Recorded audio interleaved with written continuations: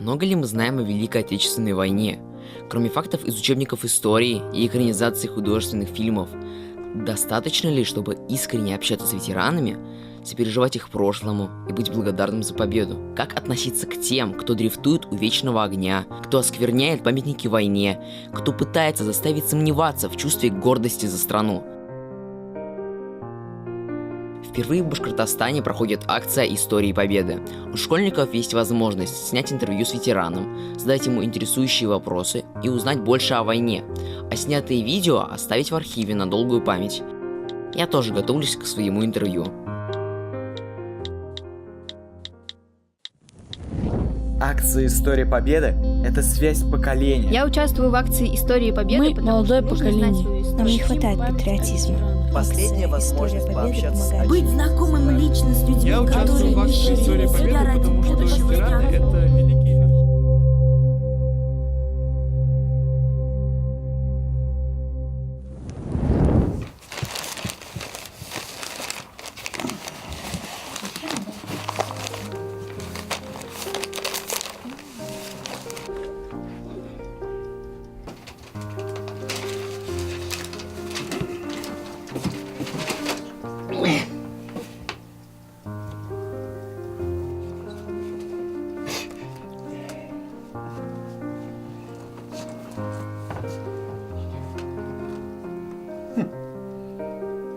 Какой старый, а?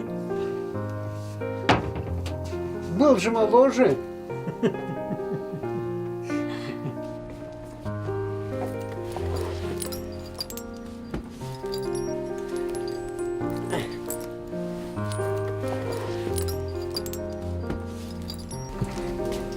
Здравствуйте. Здравствуйте, Раз дети, два дети. А что вас мало? Сколько есть? Мы не хотим вас сильно нагружать. Здравствуйте. Как хорошо выглядите. Как всегда. В истории много расскажете? Садитесь, на неделю хватит. Пойдемте.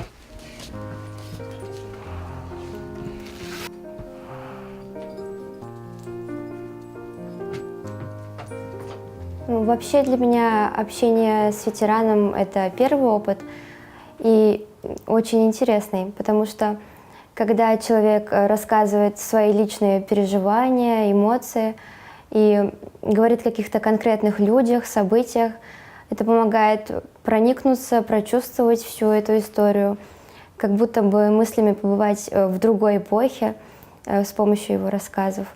И это очень интересно слушать. Петр Андреевич, расскажите, пожалуйста, как вы узнали, что началась война?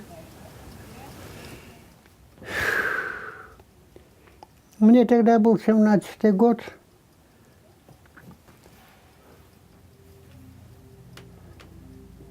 Это давно было. Научился в 10 классе. 4-я школа. Тогда 4-я школа была одна из лучших в городе. И вдруг вместо урока линейка в зале. И зауч Павел Иванович Тимофеев объявляет: фашистская Германия на нас напала.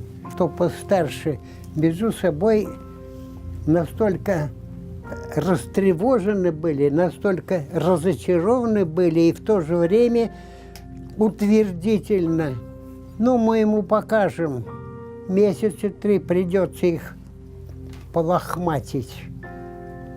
Тех, кто напали, фашистская Германия. Месяца 3. Ну, теперь мы по истории знаем, эти 3 месяца превратились в 4 года. Петр Андреевич, расскажите, пожалуйста, кто на фотографиях этих? Ну, фотокарточки, как фотокарточки. Здесь их несколько. Ну, вот эта вот фотокарточка примерно того времени. А вот эта вот книга, это, я считаю, большое-большое изобретение. В городском совете ветеранов решили запечатлеть в книге запечатлеть участников войны.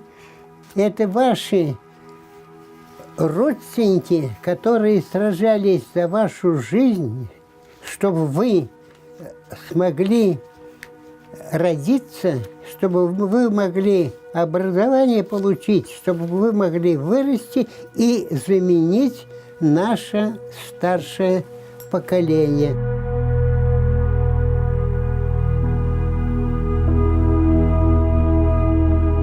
Очень большой опыт для меня, очень новый опыт. Очень повезло, что попался такой говорящий человек, потому что бывает, берешь интервью, а человек скажет 2 слова и молчит. И вот ждет следующего вопроса. И это очень сильно напрягает. Приходится потом видео очень сильно обрабатывать, монтировать. А тут задашь вопрос, и он может говорить часами про это. Это очень хорошо для видеомонтажа и вообще для съемки. Нет, не то, давай другое. Что-то я тут... Ну мы же это все для архива делаем. Тут одних эмоций недостаточно, тут факты нужны. Моим сверстникам, думаю, будет очень интересно посмотреть видео, которое мы сняли. И тем, кто с нами ходил, тоже было интересно слушать истории, потому что этот человек сам принимал участие в войне и может рассказать много интересных фактов, о которых мы могли раньше не знать. Это мне будет больная, а я ее берегу. Почему? Потому что она рыбак, а я с 6 лет рыбак.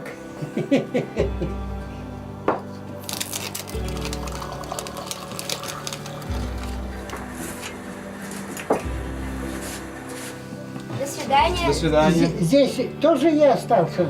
Да. Ладно, хоть здесь вы тогда мне подарок сделаете. Хорошо.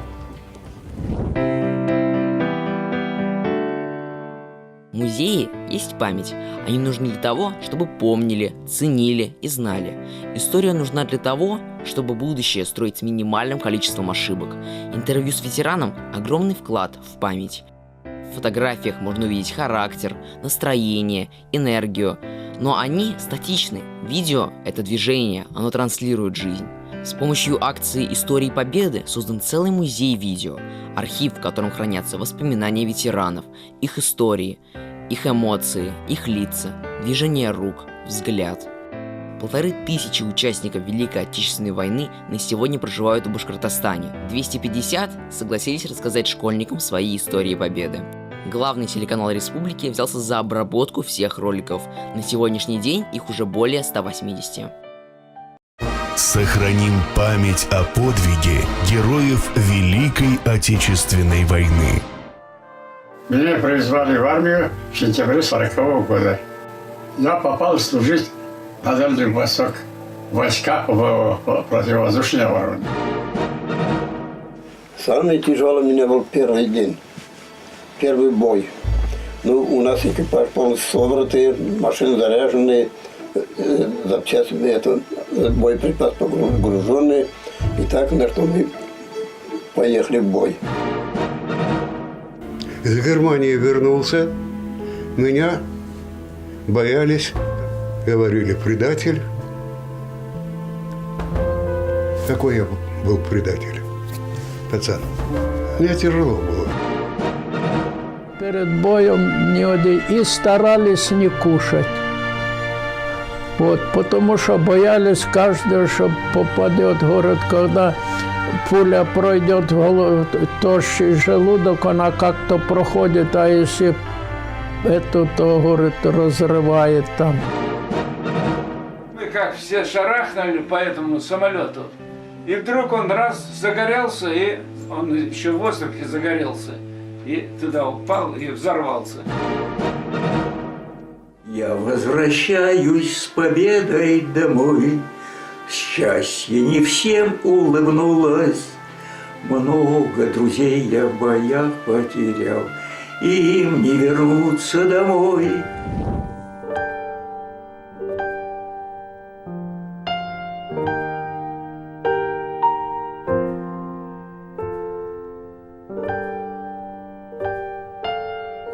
У меня достаточно много вопросов к нему, например, такие как: во сколько лет его призвали на службу в армию, в каких городах он воевал, сколько наград ему дали, случаи из его военной жизни, может быть, друзья, которые до сих пор живы.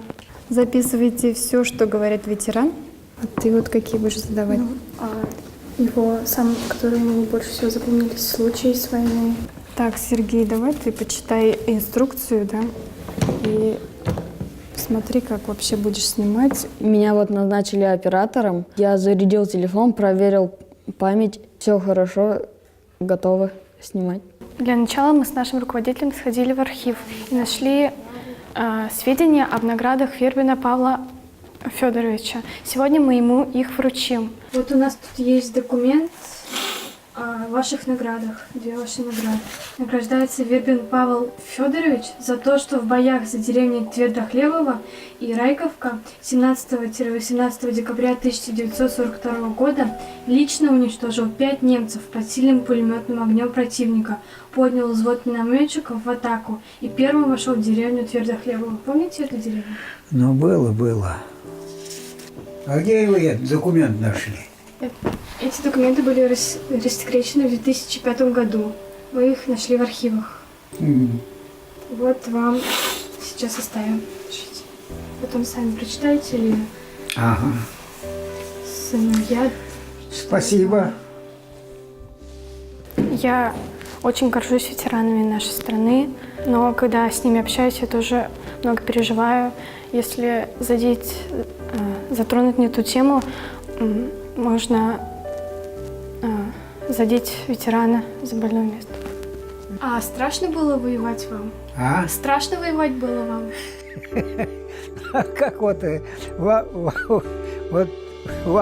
вы как сам себя думаете вот?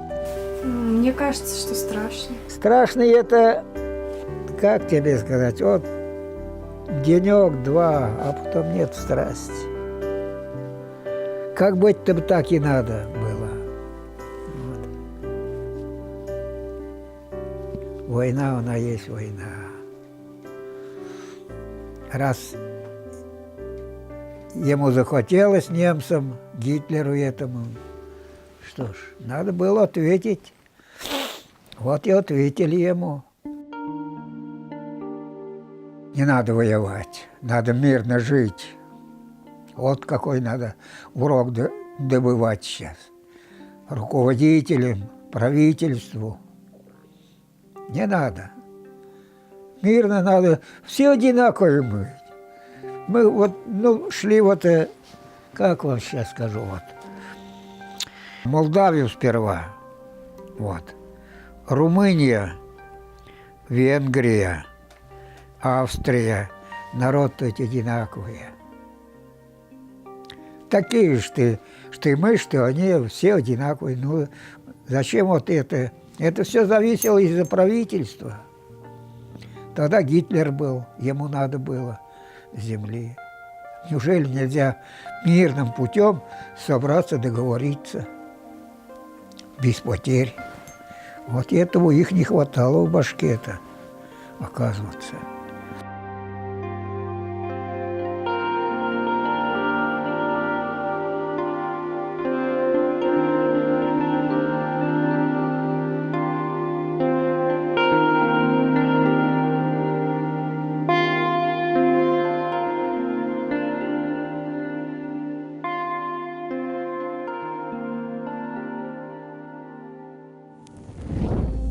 Я участвую в акции «Истории Победы». Быть знакомым лично с людьми, которые не щадили себя ради будущего страны. Последняя возможность пообщаться с очевидцами. Быть знакомым лично с людьми, которые не щадили себя ради будущего страны.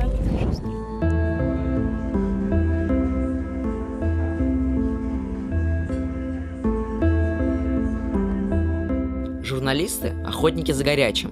Даже ветеранам некоторые пытаются задавать провокационные вопросы. Разве можно человеку, отстаивающему родину, оберегавшему ценности своего народа, защитнику своей земли, задавать вопрос, считаете ли вы себя убийцей? Не горячо, а крайне глупо.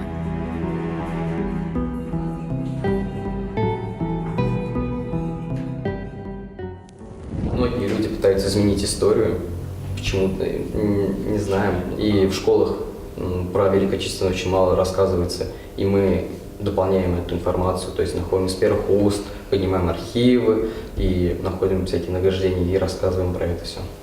Так, цветы у нас, цветы есть, конфеты есть, хороший подарок. Так, дальше нам нужно еще оборудование. Оборудование у нас имеется, это у нас звук, камера, штатив. Так, ну у нас почти все готово. Эдик, тогда звони. Сегодня дома должен быть у него. Алло, Станислав Леонидович, здравствуйте. Да-да. Это волонтеры Победы. Очень приятно. Да, здравствуйте. Можно мы сегодня подъедем к Ксении Васильевне? Нам нужно репортаж снять. Сколько вы подойдете, ребята? Мы где-то через часик-полтора, наверное. Нормально будет? Через час-полтора, да? Да, где-то так. Хорошо. Да. Скажите, пожалуйста, вам что-то нужно понести? Да ну нет, я не знаю, ничего не надо. Ну, ладно, хорошо. Давайте, ждем вас. Да, до встречи. Мне нравится работать с ветеранами, потому что я считаю, это очень достойно именно для человека моего возраста, чтобы не забывать, в принципе, их подвиг. И у меня дед самого пошел полностью в войну до Берлина. К сожалению, я не застал его. Он умер до того, как я родился. И мне очень жаль, потому что остались только фотоматериалы, ни видеоматериалов, ничего нету. Но когда мама рассказывает мне историю про него, мне становится очень тепло на душе, и я горд. Именно поэтому я стараюсь общаться с ветеранами, чтобы узнать именно от первого лица, как это вообще было. И, в принципе, мне очень нравится помогать им и как-то поддерживать.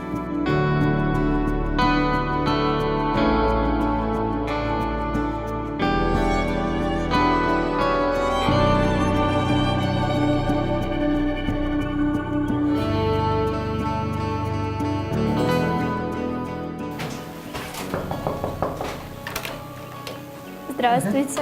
Здравствуйте. Здравствуйте. Здравствуйте. Это вам. Спасибо, спасибо. Ксения Васильевна, возьмите. Спасибо.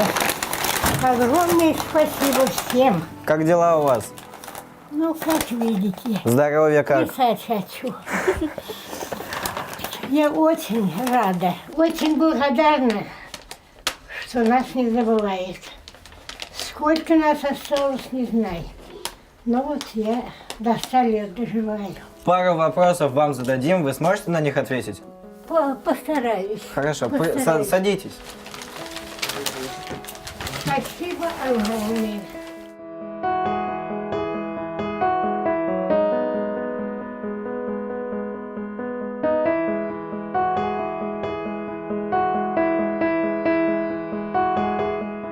Во сколько лет вас призвали на фронт? Ну, вас сколько? Не могу даже сказать. Лет 20 вам было.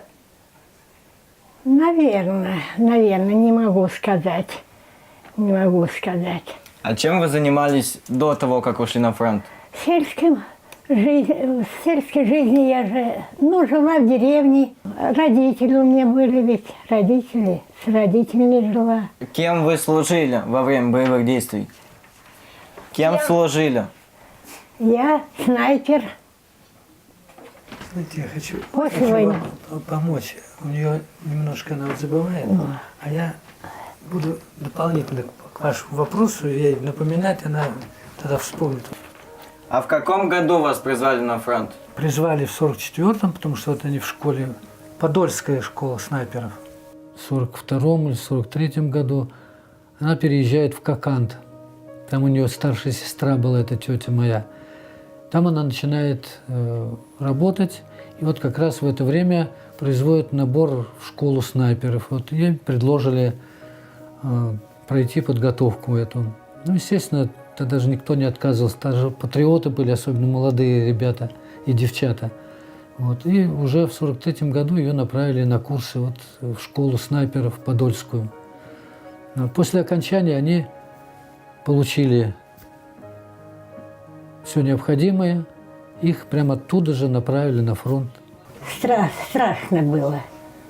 Ну, постепенно все забывается. Но иногда, вот сейчас в таком состоянии я, иногда вот бывает такое, у меня даже головокружение. Страшно, как вспомнишь эпизоды какие-то. Страшно. А вы метко стреляли? Без ошибки, без ошибки. Вот, поэтому я получила вот именную снайперскую винтовку. Все, стреляла я отлично. Личное общение – это очень великое дело. Книга ведь не может передать те ощущения, с которыми она говорит и с которыми воспринимают ребята. Поэтому очень важно, когда они видят в лицо человека, который прошел вот эту вот нелегкую дорогу или участок в своей жизни, они воспринимают совершенно по-другому. Совершенно по-другому. Поэтому я считаю, что ценнее такого общения нету. Жаль, конечно, что их сейчас количество остается меньше и меньше, и рассказать уже об этих моментах за время Великой Отечественной войны будет некому. Тогда будут читать книги. Я думаю, интервью удалось, потому что нам было не страшно. Мы не в первый раз общаемся с ветеранами, нам было очень интересно. Поначалу она была не очень разговорчивая, рассказала о своем здоровье. Мы задали ей несколько вопросов очень интересных, которые нас интересовали. Для меня эта встреча была очень уютной, мне очень понравилось. Хочется, чтобы она подольше жила, и чтобы мы к ней еще раз так вот пришли и поговорили.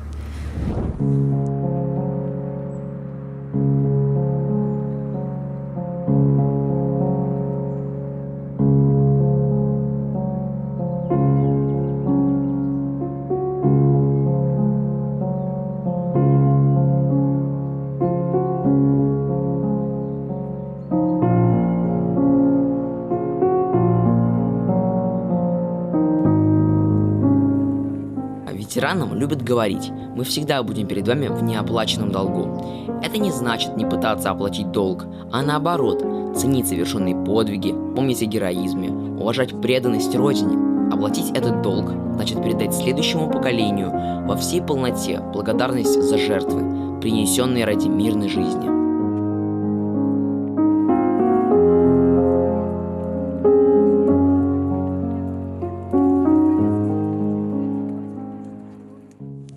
Так, я, получается, буду снимать, а микрофон Алена будет держать.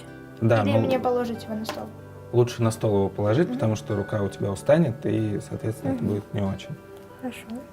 А вопросы все задавать. А если он уйдет от темы, что мне делать? Вот смотри, для того, чтобы он не ушел, потому что ты задашь один вопрос, и он захочет сразу не останавливаться. Вот есть перечень вопросов, фамилия, имя, отчество, где родился, дата рождения. Это можно сразу, ты одним вопросом задаешь, не спрашиваешь фамилия, имя, отчество и ждешь ответа, а просто несколько вопросов группируешь сразу. Поддержка и забота о ветеранах Великой Отечественной войны не только 9 мая должна быть со стороны нашей молодежи. Когда ветеран ощущает, видит эту заботу и внимание, это как бальзам на душу для него, и поэтому считаю, что дарить им эти прекрасные моменты от лица молодежи, это очень важно и нужно. Ты с ветераном сидишь, если он плохо слышит, то ты поближе к нему и там на ухо ему говоришь, не бойся повторить вопрос. А если на диван положить микрофон, он не Нормально, мы можем тоже там же, вы можете попробовать, как вообще будет слышно. Если вот положите, ты посмотришь, как будет слышно. Если плохо слышно, то, соответственно, что-нибудь другое надо придумать будет. Я уже сняла. А если на диван положить микрофон, он не будет звука слушать? Здравствуйте. Здравствуйте, дорогие. Как у вас дела? Здравствуйте. Большое спасибо.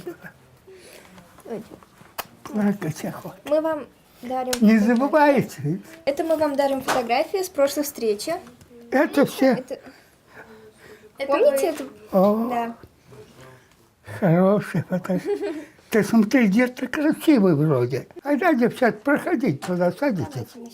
Мы пришли поддержать акцию «Истории Победы» и хотим вам задать некоторые вопросы, чтобы узнать побольше о ветеранах и о Великой Победе в общем. Для начала представьтесь, пожалуйста. Как вас зовут?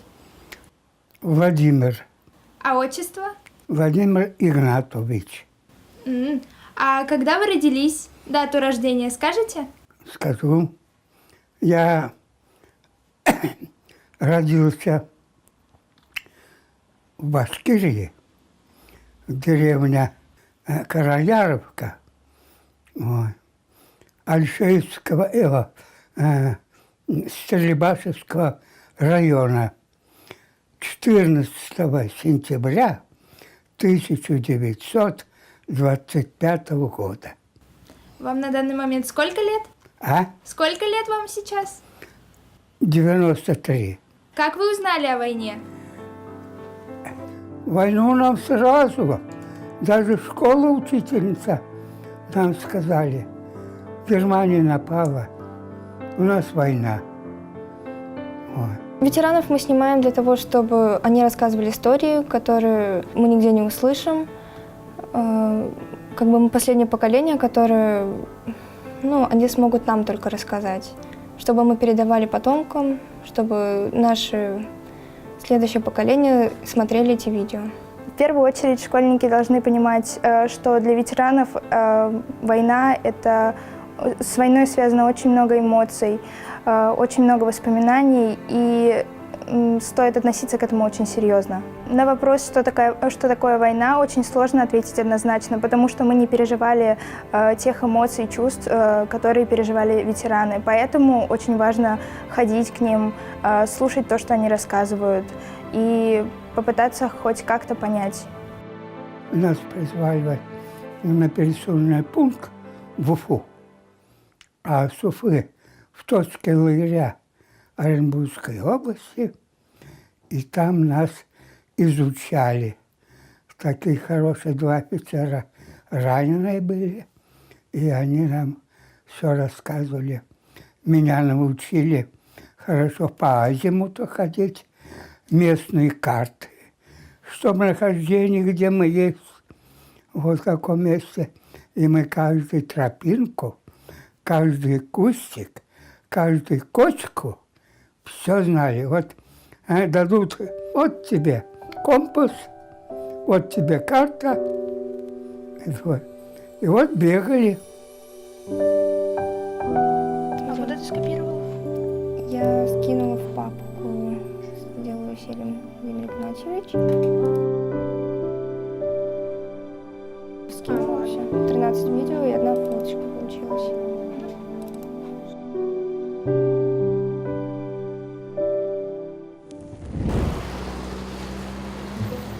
Что мы знаем о войне? Что мы знаем о фронтовых буднях? Что мы знаем о непрерывном страхе за жизнь свою и близких? Поколение тех, кто легко вскипает, когда подрезает на дороге, кто бьется в истерике, когда попадает в пробку. Что мы знаем о том, как на войне остаться человеком? Мы сегодня с вами посетим ветерана Великой Отечественной войны. Зовут его, записываю сразу, Ахмедзянов Борис Араянович. Ему в этом году, кстати, исполняется 100 лет, 19-го года рождения. Но нужно понимать, да, что как только мы снимем, мы должны приготовить готовый ролик. То есть там нужно будет что-то смонтировать, обрезать. То есть это у нас посещение ветерана не завершается нашей задачей, да, которую мы с вами преследуем. То есть наша основная цель, естественно, посетить ветерана, естественно, уделить ему внимание, ну и, конечно же, сделать видео, которое сохранится потом для потомков. Я читал исторические документы, смотрел фильмы, ну и вообще в целом в нашей жизни мы знаем, что такое Великая Отечественная война, и знаем это с самого детства. Поэтому подготовить вопросы было не столько трудно. Они касаются личности ветерана, его долга, который он отдал своей родине. Хотелось бы всегда знать, что они понимают, что мы их ценим и любим, и уважаем, и понимаем, какую роль они сыграли и в нашей жизни в том числе, и во всей истории человечества. На занятиях были. Нет, не занятий не были. Собирались на какое-то соревнование и объявили, что началась война. И послушал передачу «Левитан». Я сразу написал заявление о том, что хочу на фронт. Командиром взвода назначили, минометного взвода. А я говорю, какой-то миномет. А вот на лопата едешь, лопатой махнешь, и миномет полетит. Первый орден получил за освобождение города Крымска, за прорыв голубой линии. А второй освободили Новороссийска. Орден первый раз Красную Звезду, второй раз орден Отечественной войны второй степени, а третий раз орден Отечественной войны первой степени.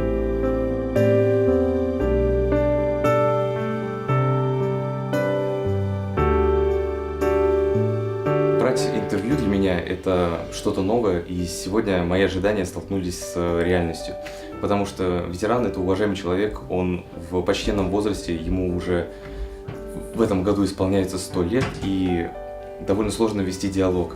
Он прекрасно связывает свои мысли, он рассказывает истории довольно интересно и даже захватывающе, но при этом задавать ему вопросы становится трудно. Ветеран для своих лет очень хорошо излагал свои мысли. А насчет монтажа мы пока точно не знаем, как это все будет, но я уверен, что будет классно. Благодаря акции «История Победы» мы создаем... Быть знакомым лично с людьми, которые не щадили себя ради... Я хочу сделать великое дело и для начала. Последнее, потому что нужно знать историю. Мы, молодое поколение, чтим память о ветеранах.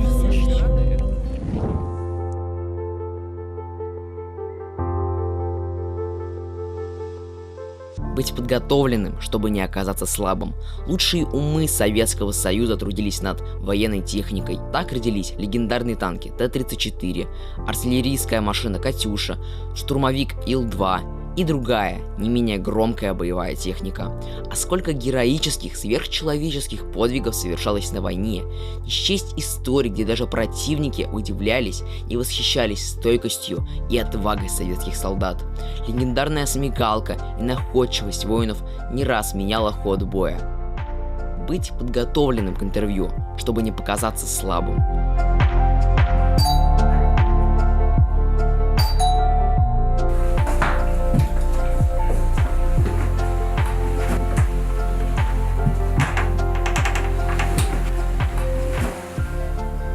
Здравствуйте, я Руслан. Я пришел снять интервью. Здравствуй, сынок. Проходи. Проходи, раздевайся. Я приехал к вам снять видео для акции «Истории Победа». Давайте начнем. Вы были фронтовым разведчиком. Что самое сложное было на фронте? Самое сложное на фронте, чтобы вы знали, это неизвестность. Что будет, как будет, сколько по времени будет. Вот это сложное ожидание. Например, ожидание открытия второго фронта. А сейчас, в данное время, мы вышли к Курской дуге, и мы стояли на втором эшелоне и ждали направления уже занять оборону и вступить в бой. Казалось бы, это такая подготовка была. Горела земля, небо было черное, запахи. Ребята падали. Я у командира отделения был, а командовать надо. И командовал только флажками, потому что ничего не слышно. Гром стоит. И тут я получил ранение. Вот первое ранение, легкое ранение, пуля пробила голень. Я оказался в госпитале, уже с дивизией я расстался. Это награды в основном все они получены после войны. Только как бы догоняли меня уже после ранений, после и так далее. Вот первая медаль, вот получена мною, вот ребят, видели тебя, вот ребят. Вот первая медаль, вот Сталин, за победу над Германией.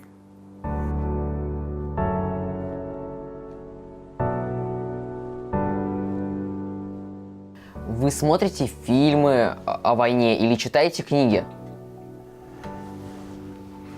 У каждого фронтовика своя судьба, своя война. У летчика свое, пехотинца свое, артиллерист свое, танкист свое и так далее. И каждый хочет оставить о себе память об этой войне, не просто в разговорах, в кинофильмах, книгах, воспоминаниях и так далее. Вот у меня целая куча книг о войне.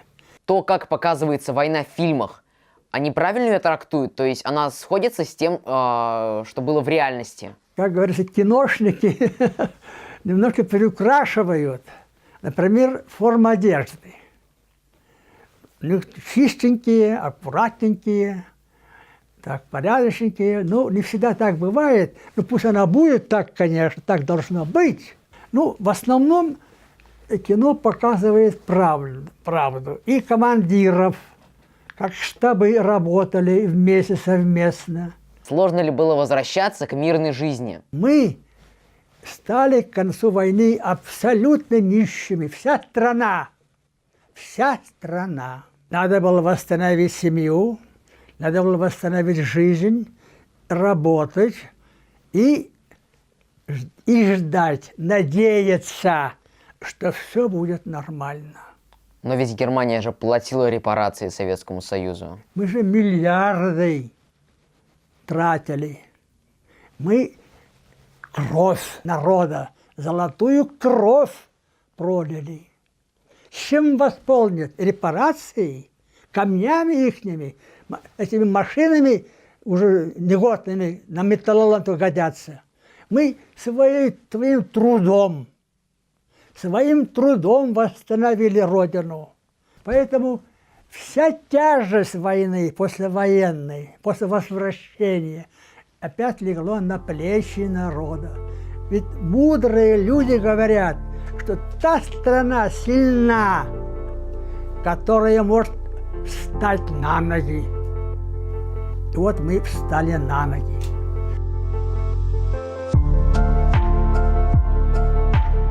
Спасибо вам, дорогие ветераны, за урок, который вы вынесли ценой огромных потерь, за подвиги, которыми мы гордимся и помним, за истории победы, а не поражения.